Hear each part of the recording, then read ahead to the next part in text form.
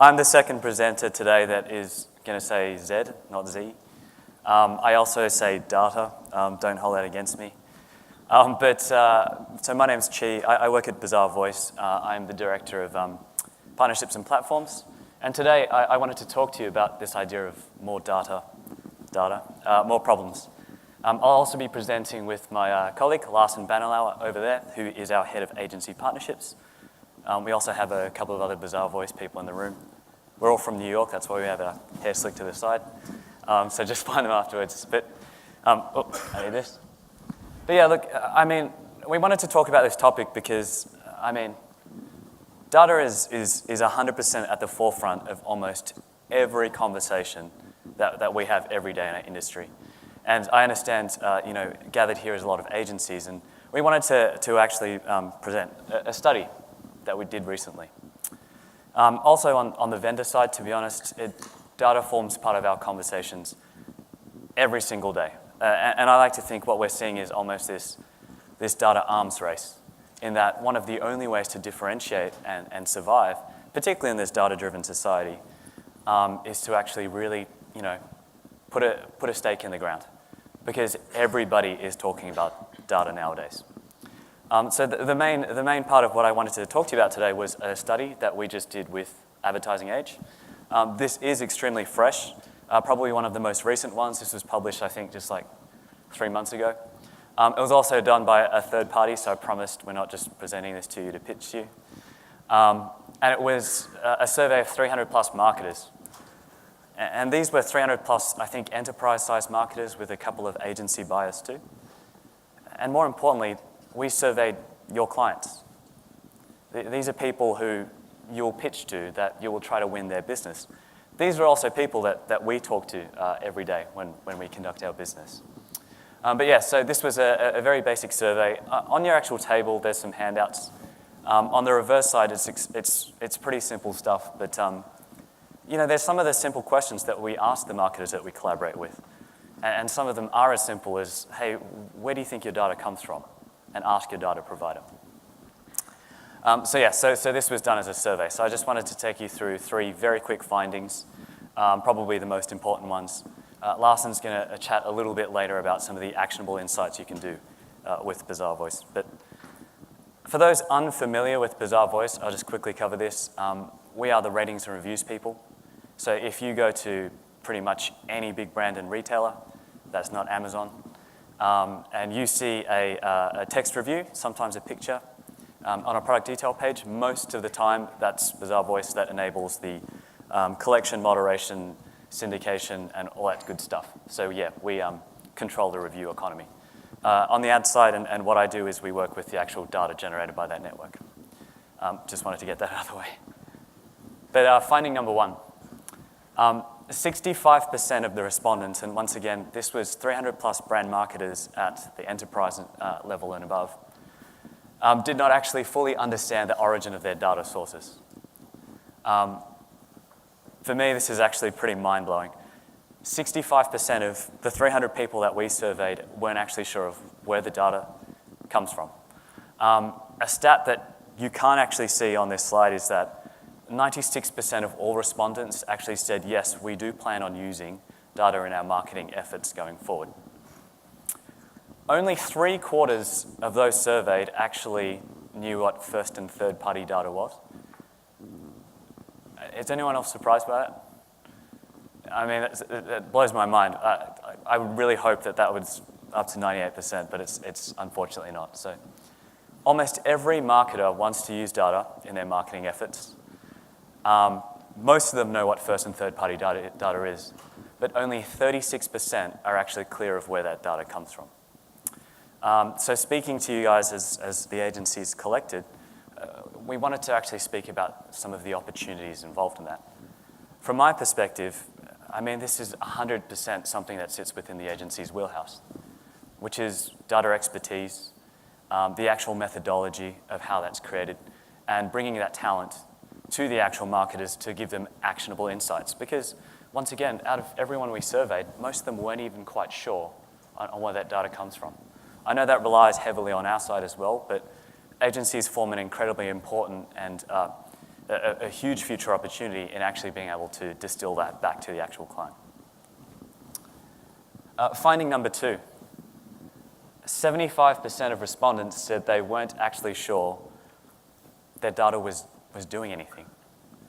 To hark back to my previous point, all of them want to use data, but they're unsure of what is it actually doing. I understand that data is not always used just to find in-market consumers, but in this case, the subtext is that there's a real perception problem about data. With only 28% actually satisfied with the actual transparency of where it comes from, and only 24% confident that there's ROI in the data that they're using. As we evolve into, I guess, an industry where we're constantly asking our clients to pay for data, and we're using it as a differentiator, there's very poor perception of where that data comes from. Once again, the opportunity, and it was mentioned that holy grail of attribution, that is something that the agencies will be owning, in my eyes, 100%. I think a client will always know their data the best, but when you're looking at the ability to actually look across several sources, several companies, and the ability to aggregate that into something actionable, that opportunity lies purely within this room. So there is a huge perception problem with data. Finding number 3, I'll give you guys just a couple of seconds just to read through this one.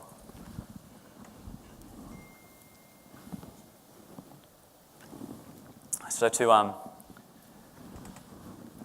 just to briefly translate this, 50% of marketers say that the number one indicator of good data is buying it from me. But you don't think that we wouldn't have actually funded a study without it being just a little bit self-serving, but I mean, studies always are, but I mean, the truth is, and just getting that out of the way, the complexities of data is sometimes so much, and this is the case with the whole presentation of more data, more problems, that we sometimes get lost in the basic fact that the data is there just to prove human behavior. And I think actually distilling that into something actionable is so completely key, because as you can see here, based on this survey, a lot of the data sources mentioned are actually created purely by our industry and actually taken up by our clients. And so for me, being able to actually translate the entire data landscape into something that a marketer then can actually use is extremely important and a huge opportunity as well. And this goes back to the simple point of return on investment. So most of the marketers we surveyed wanted to use data to identify new customers. So obviously they know what's happening on their own sites, on their own e-commerce platforms, but this is where we can come in and help, and this is, for me, the biggest opportunity. So what is the actual opportunity? Well, for me, this survey, the results were actually quite astounding for us, and you can find this in Ad Age as well, but I mean, there's still a lack of trust within data. And as agencies and as experts in our own field, I think the biggest opportunity is still being able to actually collate all of that information, break it down and turn it to something that our clients can actually use. And so I just wanted to pass over to Larson to actually talk about some of the actionable stuff that you can do. I'll come back to close out in a little bit.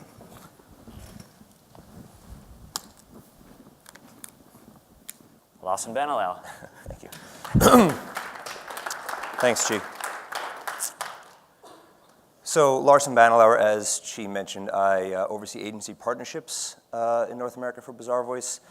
What that means, essentially, I'm helping our agency partners better leverage our technology and services. And my role before I got to Bazaarvoice, I was in agencies my whole career. So I was sitting in these seats right here, where you guys are now.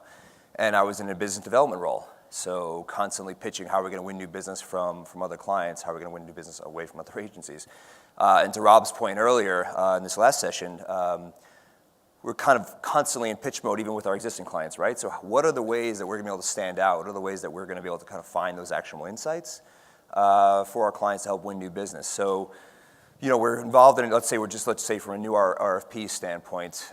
First thing that happens when you get the RFP, right? The kind of the core pitch team and the strategy team we're often running to kind of find those insights of what we're going to do. What are we going to find like that's going to give us that edge? So maybe you're digging into some kind of third-party data through a Forrester or eMarketer or something. Maybe you're digging into some sales data through Nielsen, IRI, et cetera. Maybe the client just did a big qualitative study last year, and they've got a lot of information about what people care about, things of that nature. And maybe there's I worked for a big holding company. We had our own proprietary tools that would dig into some kind of brand equity indices. We could pull up which levers are doing really well and which ones needed some help, and we kind of sort of help with the ones that were sort of poorly performing. But what I didn't know at the time, because I actually was less familiar with Bazaarvoice, kind of our full suite of what we had, I didn't know that I could sort of tap into a company that knew what people were saying right now, what your current shoppers were saying right now about these products, unsolicited, and they're just posting themselves online, and how people can be able to read that information as well. So if I went to a Bazaarvoice to sort of learn what your consumers are saying, that would be a nice kind of additional way to sort of round out your ability to kind of bring out those insights. So what I'm going to do for you now is walk through a super sexy product detail page and sort of walk you through the type of information that's available here, and sort of walk you through what type of things you can learn by looking at some of the things that we have, where our content sits, the cheese point. We power the reviews for thousands of brands and retailers. So here's sort of one example, thousands of reviews, right? So this is a pleated top within a large retailer. It's hard to see here, but you can see there's about 350 reviews we've captured just for this one garment, right? So think about just this one retailer. There's probably hundreds, if not thousands, of different products that just this one retailer is selling, and we're powering the reviews for thousands of brands and retailers. So now you're talking about hundreds of millions, if not billions, of pieces of content that are sitting in our network. That's information we have available, what these shoppers are saying right now, and when working with our agency partners, that's available right now for you. If you share this client with us, we can help you with sort of bring some of those insights to life for you. So that's sort of one example. Another is like the idea of bringing in visual content. So she mentioned, a couple of you mentioned this idea of like the reviews are not just in the written review anymore, right? If someone's posting a photo of something and they're saying, hey, I love this brand, I love this product, it's great, like that's a review, right? If someone's taking an image of this, of an actual product and calling out the brand, that's basically giving a review, just more in a visual format. We have ways to bring in that visual content into our overall network, into our overall experience. Where that helps our agency partners, I'll give you an example. We're working with a pet food brand. We're bringing in visual content for that pet food brand. Let's say there's a bunch of images of dogs and a bunch of images of cats, and we could tell that the clients and their agency partners that the dogs' images are being engaged with more and driving more engagement and driving more conversions for those actual products. We'd say maybe in your content development or some of your other social work you're doing, maybe bring up some of those, more of those type of images in your overall content development versus some of the others. And apologies to all the cat lovers in the room. Another example here is the idea of the trends. So within all the reviews, we can then bubble up in sort of word cloud type formats the type of trends that are happening the most for these reviews. In this case, we're talking about feminine, comfortable, and lightweight, and so on. But there's lots of different use cases where that might apply. I'll give you another example. Hidden Valley Ranch is a huge client of ours. Before they started working with us, they obviously had really no reviews. They've started working with us within a matter of months. We had 7,000 reviews on Hidden Valley Ranch salad dressing. Yes, I cannot believe that there was 7,000 things to be said about ranch salad dressing, but there was. And what was interesting when they first started working with us, their ingoing hypothesis about why people were buying their ranch dressing was that it was the richness of it, the creaminess of it, the texture is really what's driving people to buy theirs versus someone else. What it turned out is what was coming out in the reviews is that it was lots of parents saying, it helps my kids eat their veggies, which is a kind of really cool, interesting insight that probably would not come out of any other thing. Even when qual research, that probably wouldn't have come out. That's just genuine information that consumers were sharing. The agencies and the clients took that information and ran with it. So if you think about, if you guys remember a couple years ago, there was that TV spot with what looked like an ice cream truck sort of driving down the street, and all these kids were chasing after it, and it turns out it was actually a Hidden Valley Ranch veggies truck. Again, that TV spot, all the print ads, all the collateral materials, all the media strategy around finding parents that were trying to healthier choices for their kids, all of that information came from those insights from reviews versus anywhere else. So again, that's insights that are available to our agency partners that they can really leverage in their strategies. And then lastly, this is about, a couple more things. This is actually getting into use cases and helpful tips. So within the reviews, we know that people work with influencer programs, those type of programs, and those are great, and that's a great way to raise awareness of new products. But getting into what people think about these products and why they use these products is really what comes out in reviews, and it's really hard to bring that out in any other types of content. So I'll read here, the one tip I have is that probably size down, and the lighter ones are a bit sheer, so I wear a cami underneath just to be on the safe side. I do the same thing. So again, you're thinking about the actual tips that people are using here. Those are keywords, those are phrases that people can use in your search strategy and some of your media strategies, even your creative strategy as well. If you're calling out the types of imagery you put in the creative, again, that's coming from reviews, and that's where we can be helpful. And then the last point around the actual product detail, again, this was all within one product detail page for a retailer, so I just kind of went like section by section. The last, the last piece is around questions and answers. So again, customer service, a lot of companies have customer service, great experiences for that. You call into customer service, you ask your question, you get some responses, or you email in, you get responses. But it's hard to scale that, right? So, and the chances are, if someone has a question, there's probably 25 or 30 other people maybe have that same question, maybe just didn't give them a chance to ask it. This is a great way to be able to provide information at scale, let people participate in the brand, and what's interesting, again, for our agency partners, find out where people are having the most issues and having things that they're asking questions about, and be able to surface that up from your creative development and, again, your search strategies as well to kind of pivot people in the right direction. And then the last piece, again, in business development role where I was, we were pitching business. You kind of have a lot of the strategy, what's going to be our creative strategy, what's going to be our media strategy, search, social, and ever. But we always want those one or two really good nuggets that are like those business nuggets, right? Like not just the marketing recommendations, but what's a really cool business story we can help tell them that's going to maybe give us an edge over our competition, or again, give us an edge when we have an existing client and we want to sort of make sure that they're understanding that we can be thought leaders for them. That's a great way to sort of bring in Bazaarvoice as well. And I'll give you a quick example here. This is a different retailer. They've got a bunch of these different types of products available. So what this information is here is that when people went to this retailer, after they left this retailer and went somewhere else in our network of 5,000 brands of retailers, here's what they purchased. Here's the type of stuff they purchased. What's interesting here is that you see swimwear is the third most, in terms of dollars, the third most thing purchased in our network after they left this retailer. This retailer doesn't actually make swimwear. It doesn't sell swimwear. But that's a great way to be able to go to that retailer and say, maybe that's something that's an opportunity because you have people shopping for these things elsewhere. That's an opportunity for you to be thinking about bringing this in or licensing or something along those lines. So again, think about it from a business standpoint where we have these insights available and available to our agency partners. And again, what I'd say is these are insights that are available right now. If we're working with agencies that share these clients, we can make these insights available. It's a very simple, easy to digest format, a dashboard that a lot of people, of course, are used to. We walk someone how to use the dashboard, and then you're kind of off and running.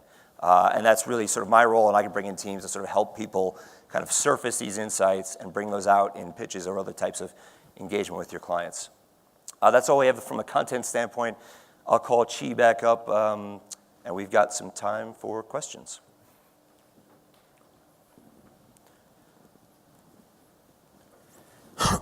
So just to wrap up, guys, we hear all the time, and I think Shannon mentioned it last night, that the agency model is besieged. The idea that clients are bringing a lot of this technology in-house.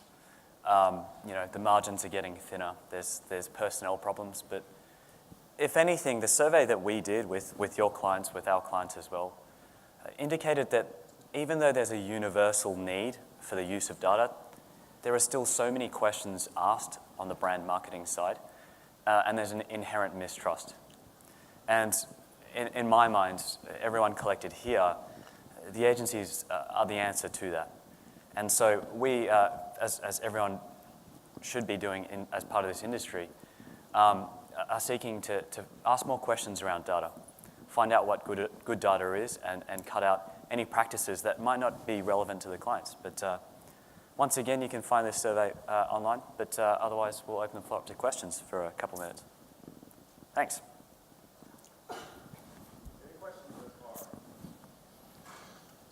And thank you guys very much. That was awesome.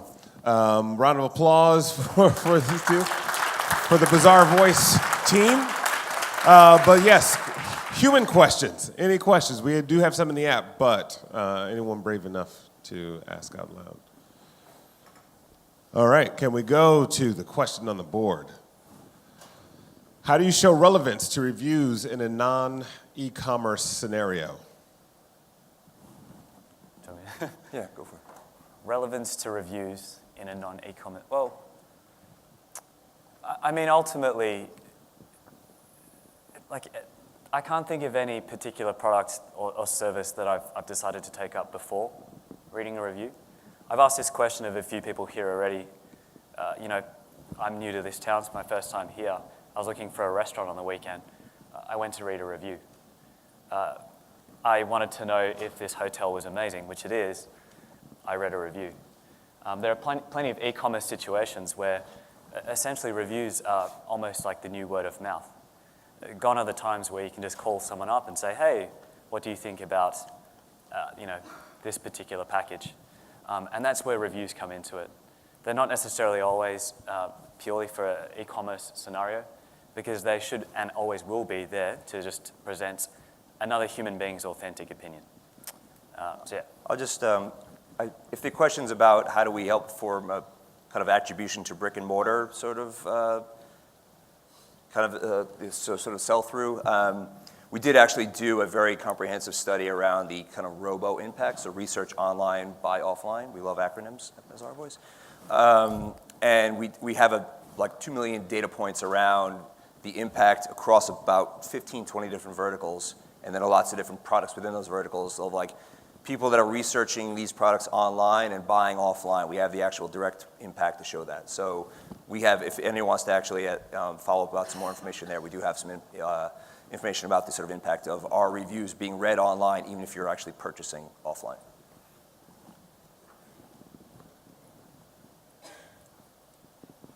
All right, one more question. From an agency standpoint, you've got a few different things going on in terms of kind of, you've got like an influencer offering to be able to write about your products.